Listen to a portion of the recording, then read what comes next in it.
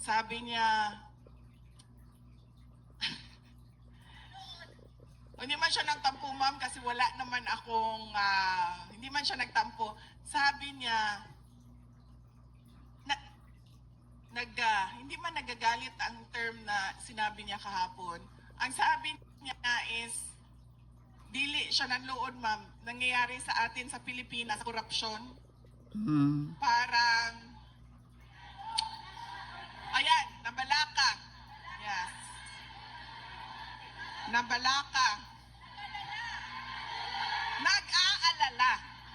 Yan ang tama na term. Pasailuang. Uy, umuna-muna na bayanin akong Tagalog sa tinuod lang. Uy, binuang ba? Trabaho mo, hinay na kay ko may istorya, kay ginahuna-huna pa na ako. Sa ganining Tagalog, ani? Pangako. Saan? Pangako. Pangako.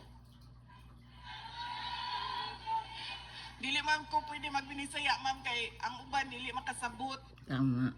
Tagalog mo na lang. Kinahanglan nyo mag-tinagalog. Pero muna-muna na gani. O sa to? Nabalaka, nag-alala. Worried.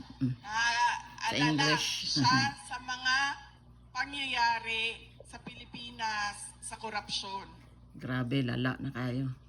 Tapos, ikinento ko sa kanya, thank you, ikinento ko sa kanya, ay sorry, ito pala ang sasabihin ko kanina at nakalimutan ko, ito pala yung unang-unang sasabihin ko sa inyo.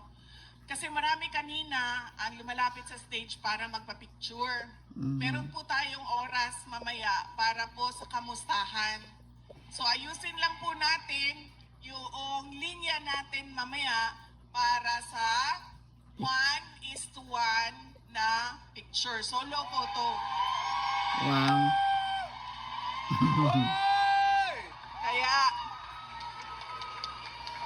Kaya wag po kayong mag-alala.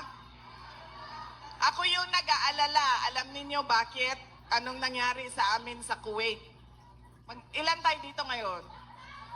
1,000. O ganon Wow, yung sa dami. Kuwait. 900. 900 yung sa Kuwait.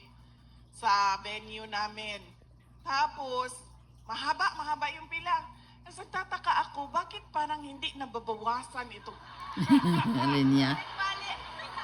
Hindi talaga siya nababawasan. Sige, okay lang. Wala namang akong gagawin. Wala naman akong gagawin pagkatapos ng event. So, okay lang. Picturean tayo ng picturean. Nagtataka na talaga ako. Hindi talaga siya nababawasan. Nandun lang lagi yung pila. Ganyan. Hindi na umabot dito yung dulo ng pila. Tapos napansin ko na pag hindi nila gusto yung picture nila, pumipila sila ulit.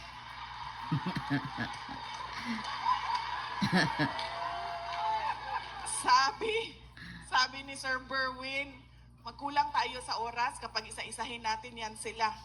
Sabi ko,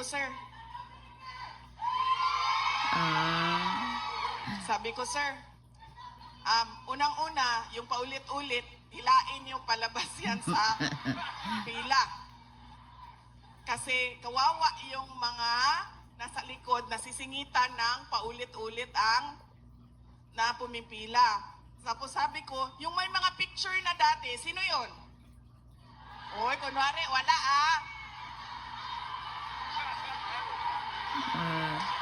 Yan. Sino ang may picture na? Yan. Huwag na kayong pumila.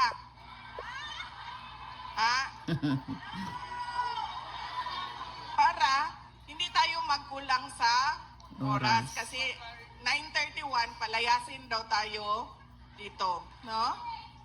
Kumain maaga, naligo ng maaga, excited. Imagine, sabi ko sa kanya, andyan man siya sa Hague. Sabi ko, siya man ang magbisita mamayang hapon. Sige, babay na.